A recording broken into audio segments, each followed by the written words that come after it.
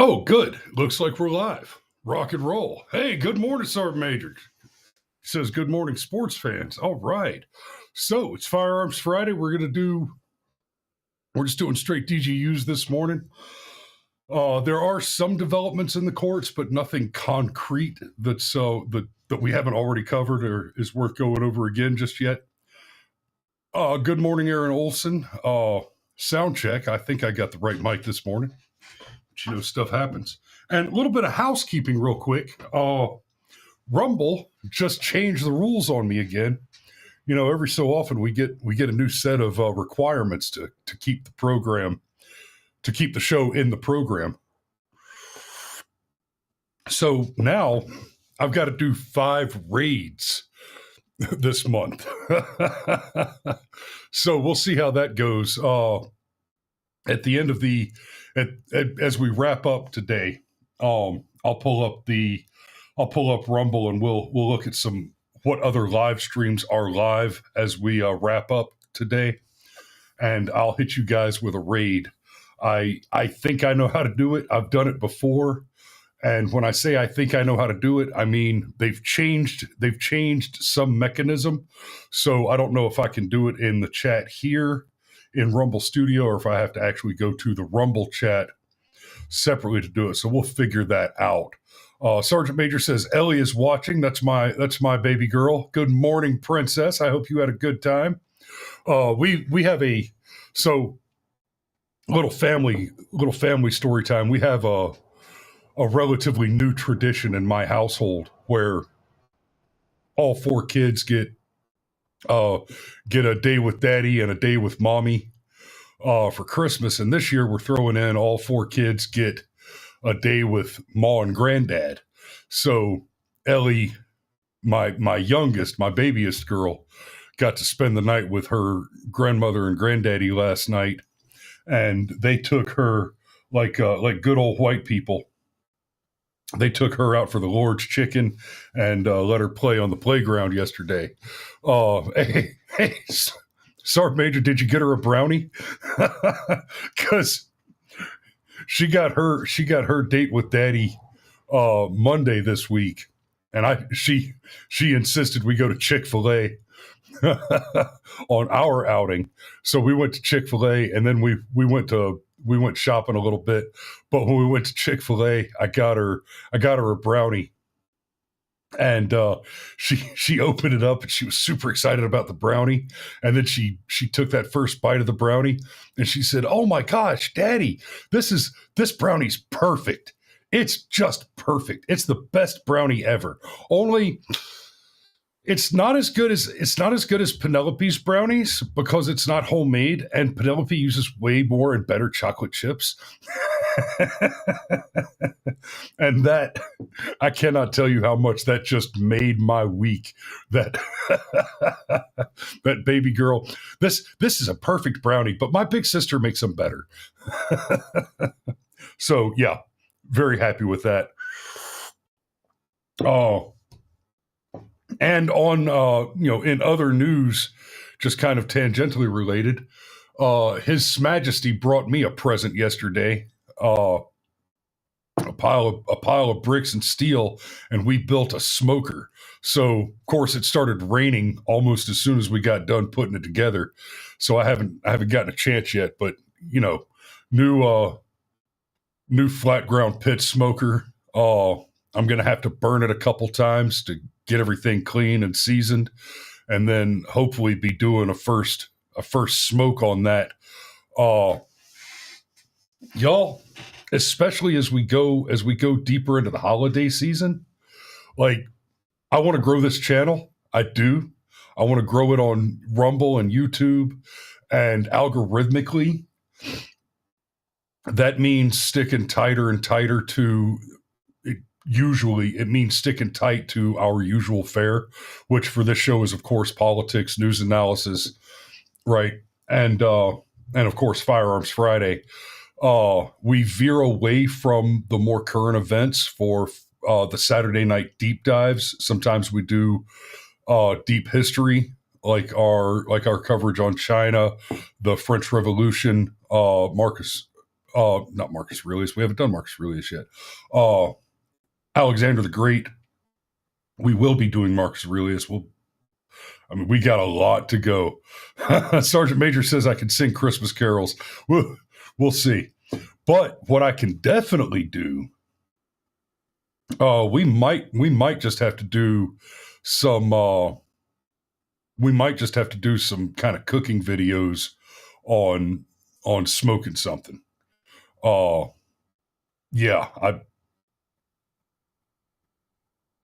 I'm looking forward to playing with that pit.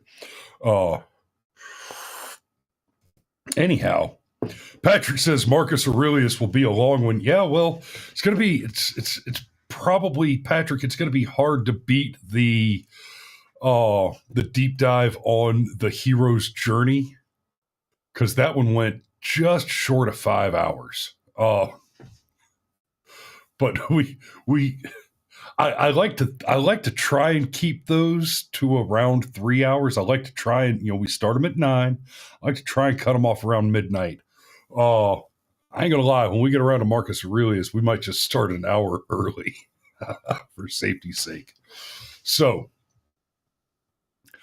Maul wants to hear "Oh Holy Night." Not this morning. I'm gonna give you a pass on that one, because as you know, I was sick earlier this week, and it's Firearms Friday, but I'm sure I can squeeze it in somewhere in the not too distant. If nothing else, Desert Rat says way too late for this old lady. Yeah, except you're a couple hours behind us, so we start at 7 your time, I believe, Desert Rat. So check those out. Mario's taking lead on the deep dive this week, I think. So we should have a good one for you tomorrow night. And let's dig into some DGUs, guys. So, homeowner shoots, kills intruder during attempted break-in in Southwest Miami-Dade. Looks like this article is from the 22nd of last month. So, homeowner shoots, kills intruder during attempted break-in. A man was shot and killed Saturday evening after deputies say he and 3 others tried to force their way into a Southwest Miami-Dade home. Okay. When we do analysis on these, we try to look at whether or not it looks like it was a clean shoot, whether or not the shooter was justified. And of course, when we're talking DGU, defensive gun use, in every case, if there's not at least a thin veneer of reasonable justification, then what we're looking at is not a DGU. It's not a case of defensive gun use, right? If there's not at least we're looking for factors like the intended victim was overwhelmingly outmatched, or was clearly in the course of having his rights and liberties violated by an assailant. And often, we can extrapolate from the fact that we can extrapolate from which party initiated contact or initiated hostilities as a clear key indicator. So right there, a man was shot and killed Saturday evening after deputies say he and 3 others tried to force their way into a South Miami-Dade home. That sentence alone, assuming nobody's lying, that screams justified defensive gun use right there. You've got a home, people trying to force their way into someone's home at night, or at least evening, right? So under cover of darkness, 4 men or 4 people, statistically likely to be men, and I'm sure we'll find out more later, tried to force their way into a home. I'm going to go out on a limb before we get any further into this and say this was probably a pretty clean shoot, right? 4 guys coming into my house, right? You didn't knock on the door, say hello. We didn't exchange pleasantries. You just walked in the door. I don't care if the door was standing open. Son, you're on private property in my secure home where my family lives. I may not care if you had ill intent. You've gotten far enough bringing a gang into my home that all your lives are forfeit. You have chosen voluntarily to surrender your safety when you cross that threshold, right? So according to Miami-Dade Sheriff's Office, deputies were called to the area of Southwest 141st Street and 110th Avenue at about 6:40 p.m. for reports of a shooting. A preliminary investigation found that 4 unidentified individuals arrived at the home and attempted to enter by force. The homeowner, who was inside at the time, fired at the group, striking one of the subjects in the upper body, deputies said. Excuse me. Miami-Dade Fire Rescue transported the wounded man to a nearby hospital where he was pronounced dead. So we got us a DOT, dead over there. The remaining 3 individuals fled the scene in an unknown direction. MDSO Homicide Bureau has taken over the investigation. No additional details have been released. Apparently that's okay. For a second, I thought it was going to tell us that was one of the subjects. But no, these are the journalists writing for the piece. Now there's this follow-up from CBS 12 News. Let's take a peek. It says, "Don't die. Florida homeowner expresses remorse after fatal shooting of alleged intruder." Okay.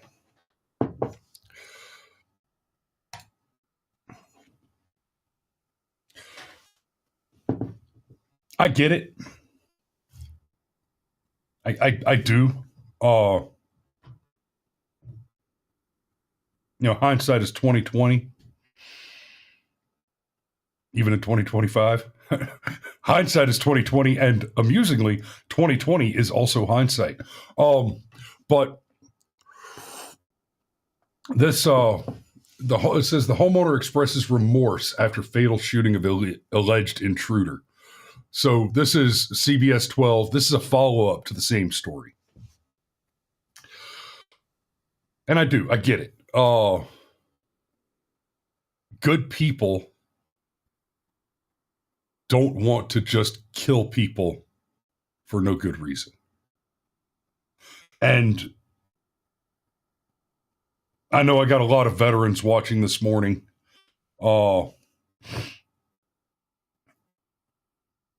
And you guys kind of know where I'm coming from on that. Good people don't just want to murder people. Now, don't get me wrong. This does not in any way look like a case of murder. Right? It's important that we use words correctly. And that's why I'm using the word murder here. Good people don't want to just murder people. And for your average person who's not a warrior, who's not a veteran, who hasn't been in combat, who has never traded weapons, traded bullets with a hostile antagonist,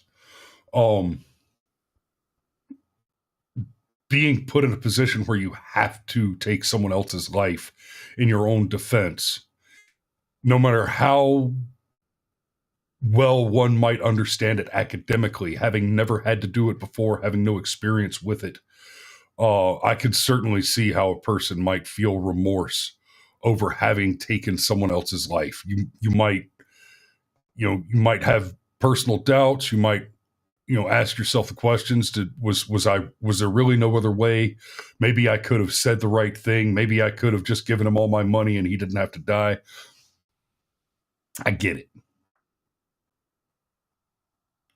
But no. 4 guys broke in your house in the night.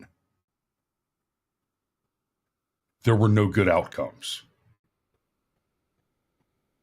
They created a circumstance where there were no good outcomes.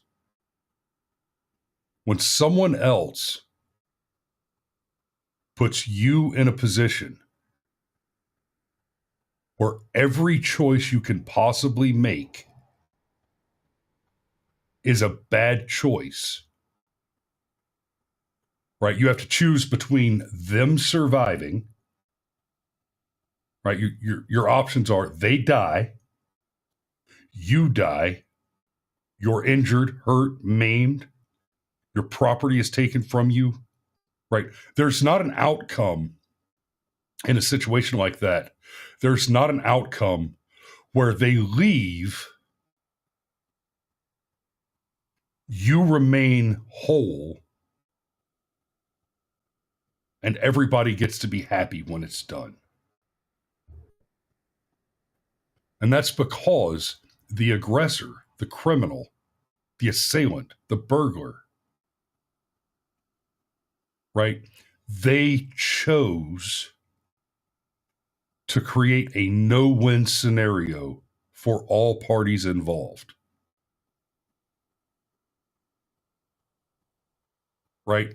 Even if they get an ideal outcome for themselves, where they leave your property having taken your property, and let's say without killing you, but they have now committed crimes which have raised their personal risk profile, even if you don't kill them. They have created a scenario that is a no-win scenario for everyone involved. You, as the homeowner, as the intended victim. Patrick says, yeah, that's perfect. In that case, there are no winners, only survivors. That's not bad, Patrick, but I can tell you as somebody with experience in the matter, a good gunfight, it's kind of like sex, but there's a winner.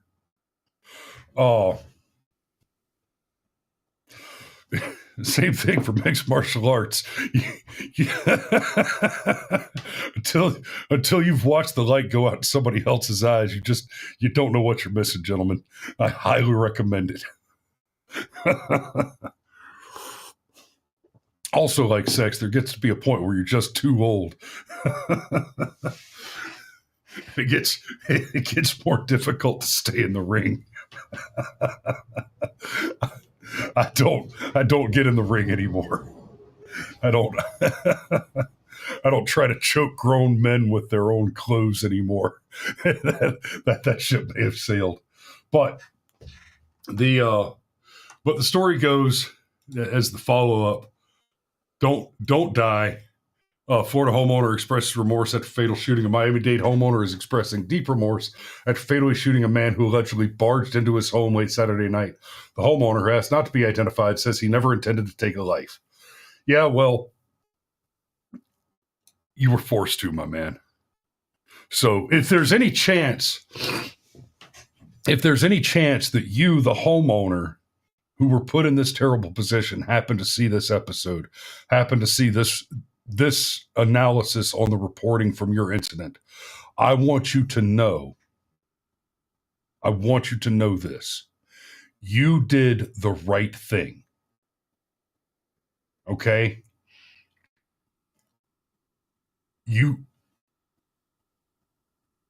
I would go so far as to say the laws in this country do not go far enough to protect the rights of a homeowner in a situation like this. Okay, if I had my way, you call the police, they show up to pick up the dead body, and you are the homeowner, right? If you, the homeowner, call the police and say, I've got a body here that needs to be picked up, they come and get it, no questions asked. I know there's some slippery slope shit there. Like, well, then serial killers could just start bringing people back to their home of record. Yeah, okay, yeah, maybe, but let's be honest. If that were the way that it went, there'd start to be some questions like, yeah, I don't think all these people are breaking in. But yeah, the police show up and you've got a clear case of breaking and entering. That's the end of the investigation. Right? Oh, well, I've got 4 foreign nationals wearing ski masks and carrying crowbars. Do you want to put one more in that one before he crawls away? Like that's the only legitimate question anybody should be asking at that point. Right? All right. So that's a DOT dead over there. I prefer a DRT dead right there. Saves the cost of an ambulance ride, but I'll take a DOT. We can avoid paying room and board for a couple of decades. That warms the cockles right down there. So I'll take it. Next one. Landlord, 79, allegedly shot and killed a naked intruder who police say body slammed the landlord and broke his legs. Holy shit, that's a headline.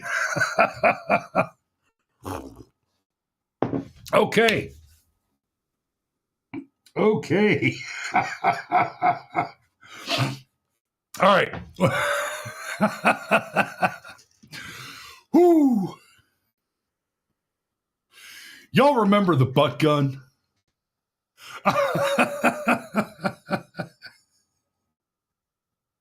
So the idea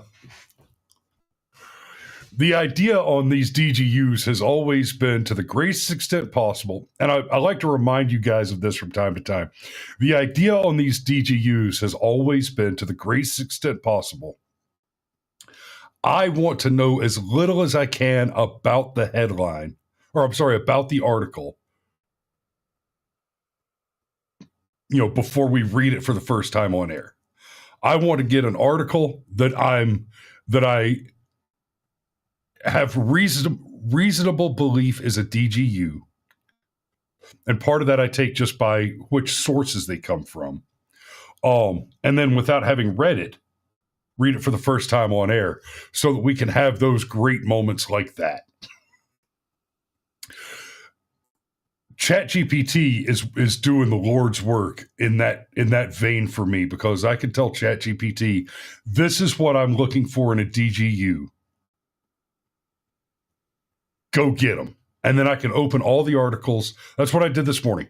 I said, ChatGPT, give me all the articles and then write me a title and description that includes references to each article so that people in their local communities, like if this is a story that happened in your backyard and you go to Google and say, whoa, what the hell happened to Tom down the street? You go to Google it. This show should be one of the top search results. Hopefully. That's what I'm looking to achieve here. But I make it a point not to read the articles beforehand. Y'all remember many of you remember the butt gun, right? We didn't know. Cameron and I had no idea what was about to happen. We opened up the story that a viewer sent us, read it live on air, and the headline was suspect arrested.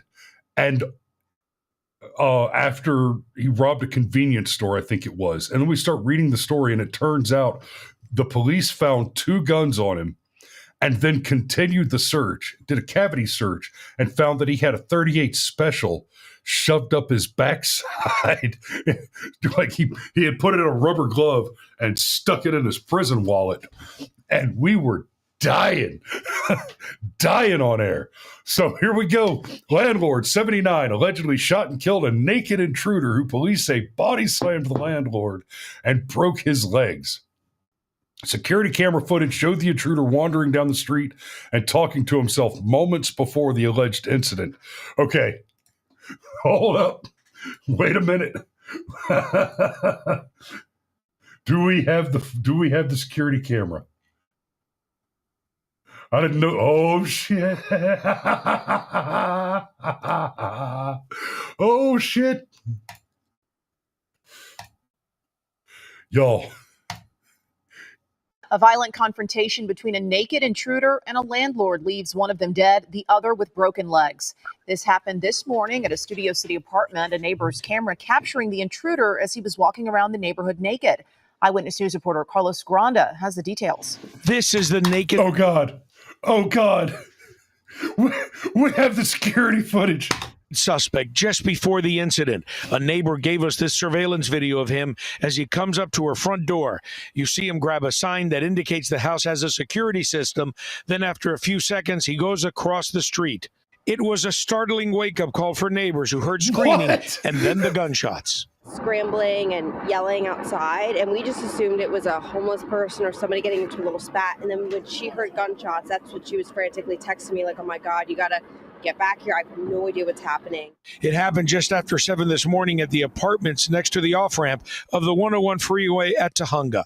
Witnesses say that 7 o'clock in the morning.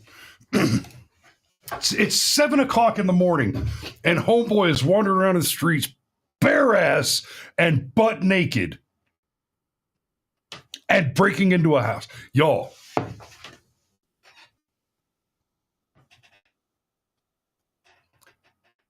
I'm guessing drugs. Like this isn't criminal behavior, right? And this isn't the behavior of someone who has decided, well, I have no legitimate prospects, so I'm just going to have to go and victimize somebody. I have no skill.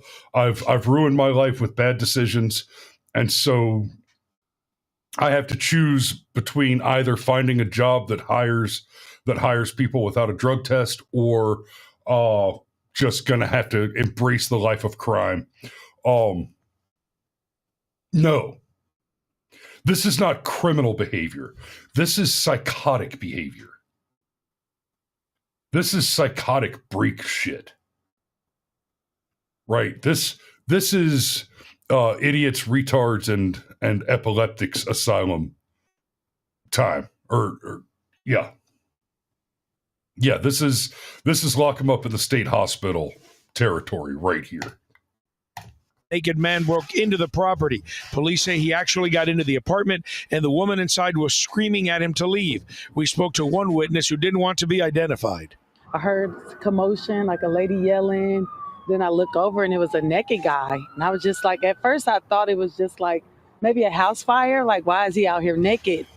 There was an older guy in the home and the naked guy was walking through their gate and shots were fired. Like I heard one shot.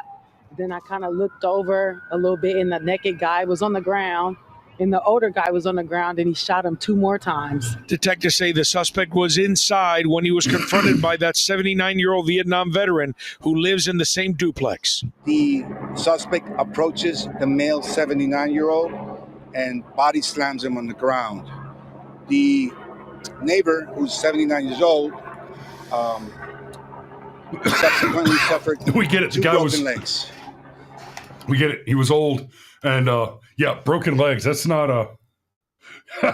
Pit Daddy says, notice how she says naked. Yeah, I looked at it. It was naked. Lock up your girls. Aaron Olson. Oh snap! Vietnam mode activated. Yeah, guys. Like, Vietnam wasn't my war, but I ain't gonna lie. Sometimes it feels like Charlie's in the trees. I mean, my Charlies might have had funny hats instead of slanty eyes, but sometimes it feels like Charlie's in the trees. I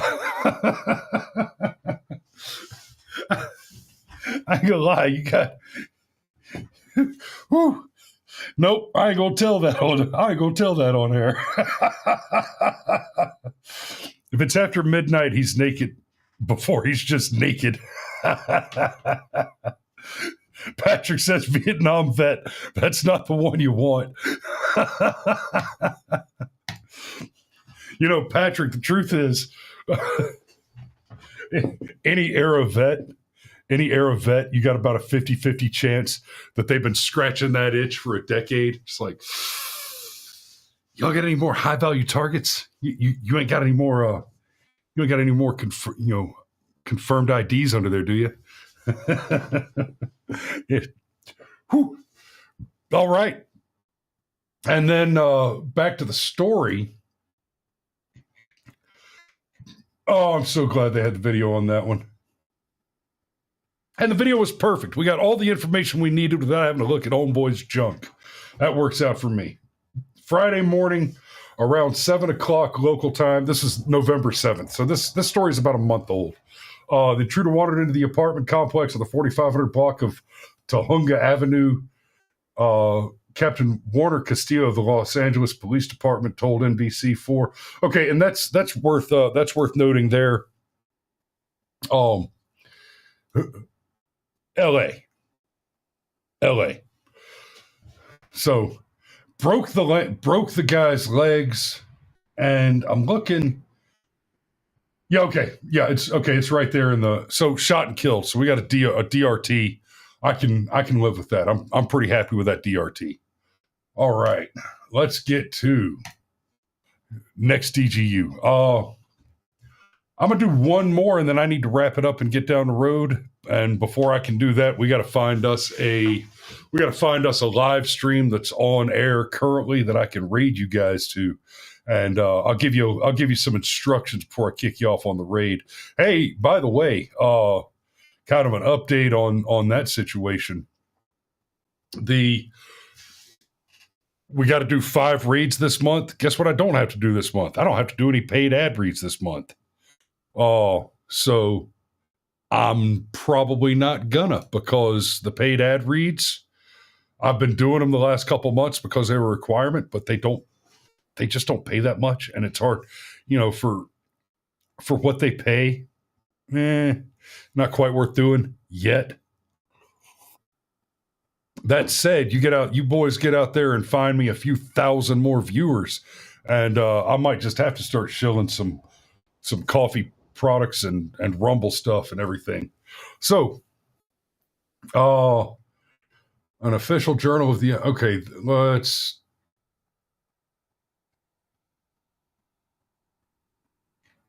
here we go.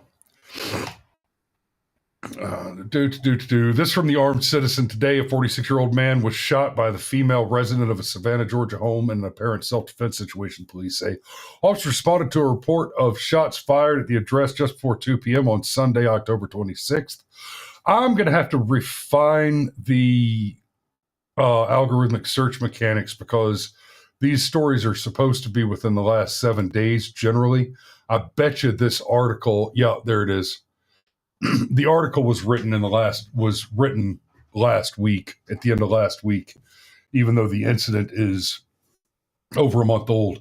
But that's fine. We still live with it. Following an investigation, the wounded suspect was charged with simple assault and criminal trespass.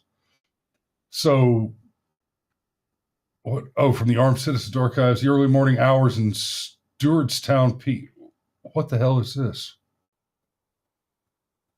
Okay, I'm not going to leave you guys on that sham. That's apparently just like a summary of past DGUs from the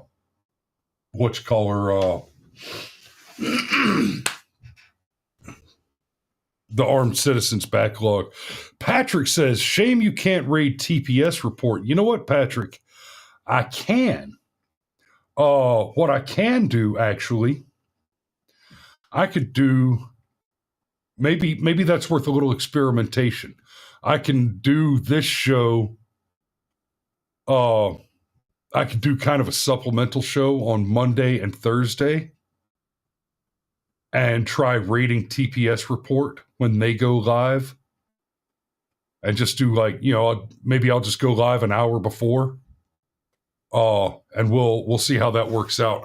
I'll have to double check some TOS stuff and see if they qualify to get rated.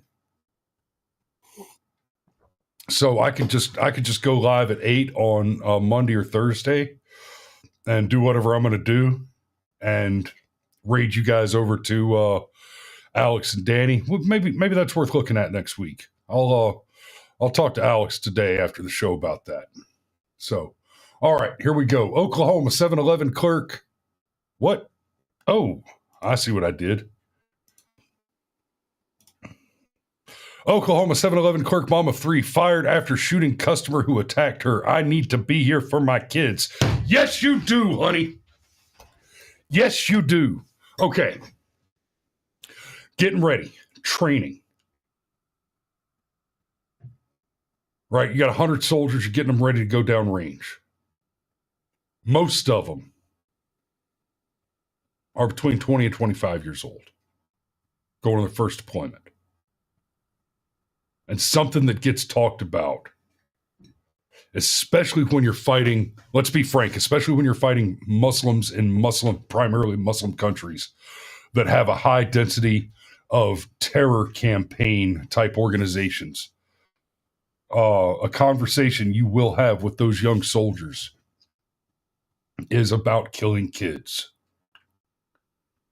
And I'm not talking about some fucked up Full Metal Jacket leaning out the side of a Huey spraying a machine gun into a village nonsense. No. No. I'm talking about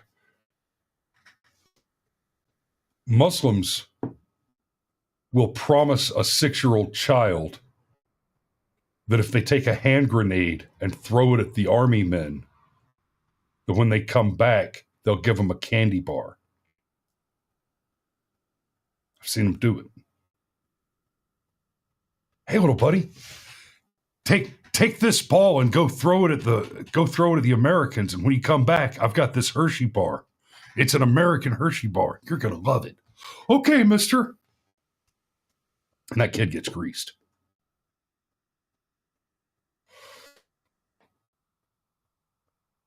And it's awful. And it's something that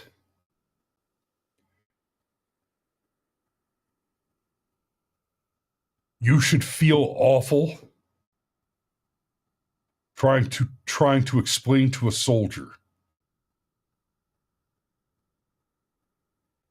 why it is that he needs tactically, strategically, and morally to get himself square with dealing with that situation. And this right here, the sentiment expressed in that headline alone, I need to be here for my kids. I don't want to kill children. I didn't want to kill children before I went down range. I was lucky. I didn't have to kill any kids. Got close and was able to shut it down before it went that far. I was able to hunt down bad men who did kill kids or tried to get kids killed. Right? But I had that conversation with many, many soldiers. Some of whom were parents, some of whom were not yet.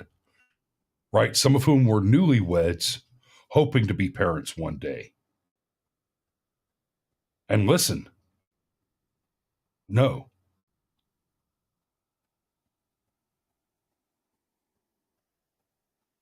An enemy combatant is an enemy combatant. Your life. We need you on the battlefield, and you need to get square with that. And you have a right to survive this. And if anybody tries to kill you, then you have every right to try and kill them right back. Right? So that right there, 7-Eleven clerk, mom of 3, fired after shooting customer who attacked her. I need to be here for my kids. And right there, fuck 7-Eleven. They fired her.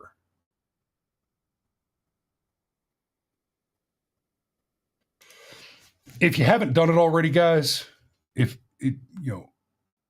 look at your company's policies. If you work for a company whose company policy restricts your Second Amendment right, if you work for a company that says you can't carry while you're on the clock, while you're at work, right? And I know special circumstances for some of you guys, but to the greatest extent possible, if you work for a company that restricts your right to keep and bear arms, and actually, if you listen to me correctly, I would extend this categorically, then that's a company that should be shut down and abolished. I use that language, abolished. With very targeted and particular reason and meaning. It is abhorrent to the American way of life that you should be disarmed while in the performance and pursuit of your professional capacities, no matter what they are. No exceptions.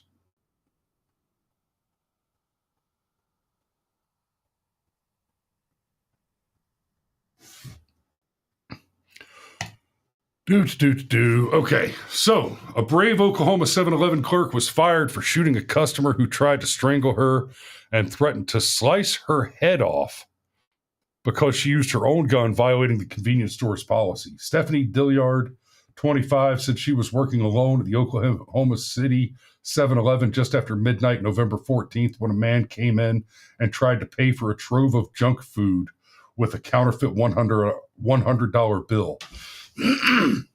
The mother of three said that when she called the man out on the bill being bogus, he began threatening her and became erratic. She was fired for shooting a deranged customer who attacked her while working alone overnight at 7-Eleven. He threatened me and said he was going to slice my head off, and that's when I tried to call the police. She said the brute started hurling objects at her before he rushed behind the counter and put his hands on her. I tried to run off, but he grabbed his hands around my neck and pushed me out of the counter space, and that's when I pulled out my gun and I shot him. Yeah, that's pretty clear right there. This isn't oh well, he became aggressive and made threats, and so I shot him because he threatened me, and that was justification enough for me to put a round in him. All right, let's clarify something here.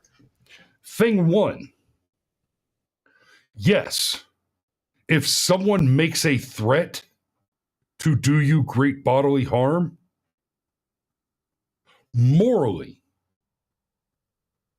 in my personal philosophy, don't take this as legal advice, somebody makes a mere threat to do you great bodily harm, right? I will go so far as just uttering the sentence, I'm going to kill you. That's enough. I should shoot that person twice in the chest and once in the face for my own personal security, as you know, within the confines of my pursuit of life, liberty, and happiness. Right? That threat alone should be all the justification I need to draw my weapon and put an end to that. But that's not what we have here. We have above and beyond that.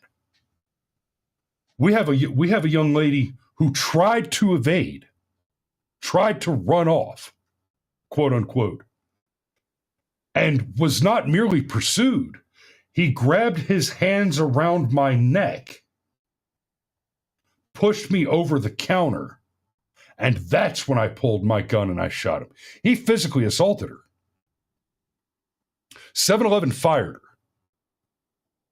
So understand what that means. 7-Eleven would prefer that the clerk have died because that's what was about to happen here. Right? What was I saying earlier about the bad guy chose to create a no-win scenario? This woman had to choose between her life and the life of a degenerate criminal.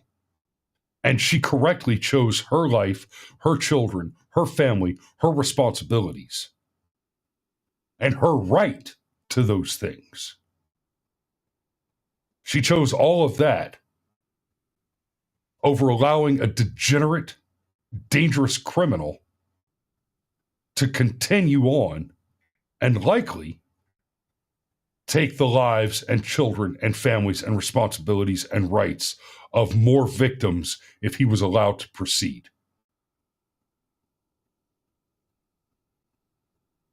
So 7-Eleven would prefer to sacrifice their employees on the altar of ecumenical politics over the service of justice, the support of the Constitution, and the proliferation of the individual civil liberties of their particular employees. I mean, in the strongest terms necessary, I cannot say it more strongly. Fuck 7-Eleven. Don't give no money to 7-Eleven until they publicly change that policy. Like, I don't do business with Starbucks unless someone else is paying me to be there. Right? I will not walk into a Starbucks or a Panera Bread or any other company that has a public-facing policy of disarming their employees, or posts, if there's a sign on the wall, on the door as I'm entering a business that says firearms prohibited, I'm not going in. I'm not going to do business with you because you are a criminal.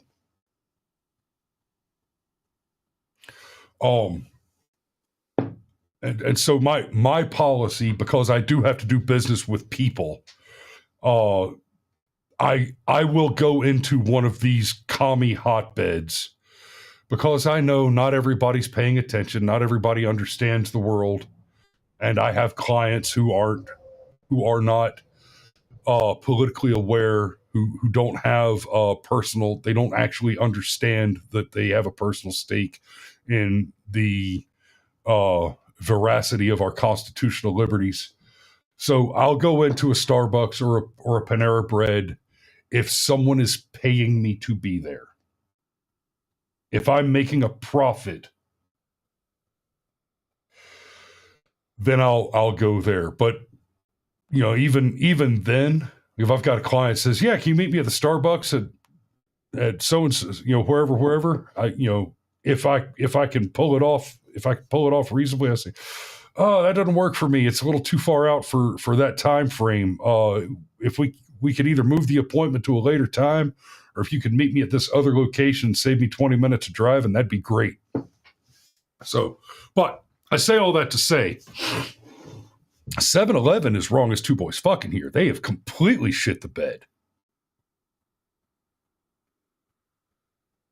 They fired this woman over choosing not to die. So the policy of 7-Eleven is, if a criminal enters the building, your job here is done. If a criminal enters the building, you are no longer employed with 7-Eleven because your choice is to either be armed and survive and be terminated for your trouble, or to die.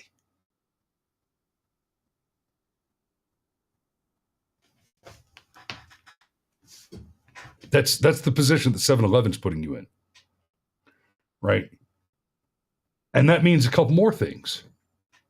Ladies and gentlemen, it is not safe for you to be a customer at a 7-Eleven. Not just because 7-Eleven does not value the lives of their employees. And by extension, one can assume reasonably that means they also undervalue the lives of their customers. But by doing this, by firing this woman and letting us all know now that the policy of 7-Eleven is that there is not a security mechanism in place, I mean, statistically, I don't know if it's possible for more 7-Elevens to get robbed. But, yeah. Oh, why do 7-Elevens get knocked over all the time? Oh, because they're in shitty neighborhoods and they have a policy of not defending themselves. Their policy is surrender quietly.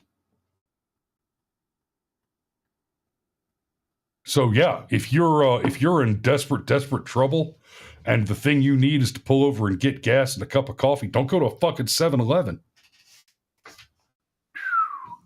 Pit Danny says the thugs know. Yeah.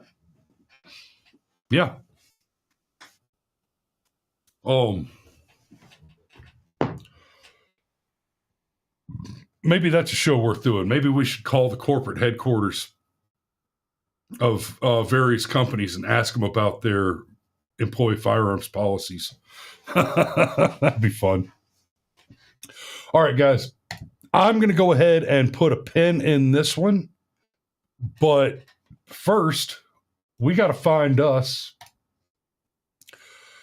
I guess we don't got to find us. I guess I could put it off because today is only the 5th. But let's take a peek real quick and see what's rolling on Rumble and see if there's anything that you guys find interesting that's currently live. How to be used by God by mastering patience. Chad Prather. You know what? How about it? Let's do that one.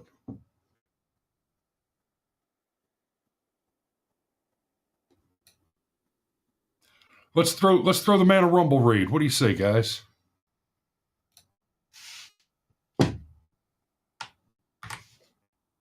Okay, we're about to find out if I can send the raid from here.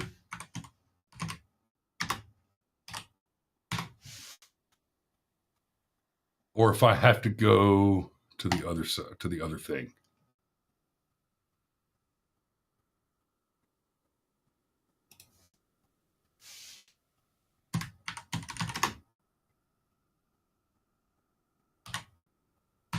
Okay, got it.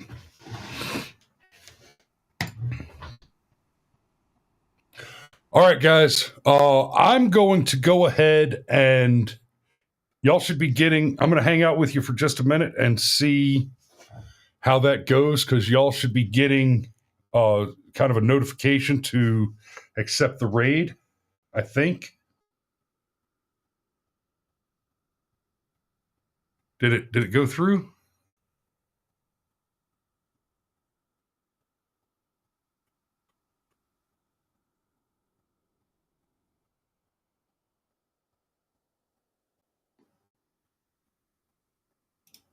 Let me try it one more time.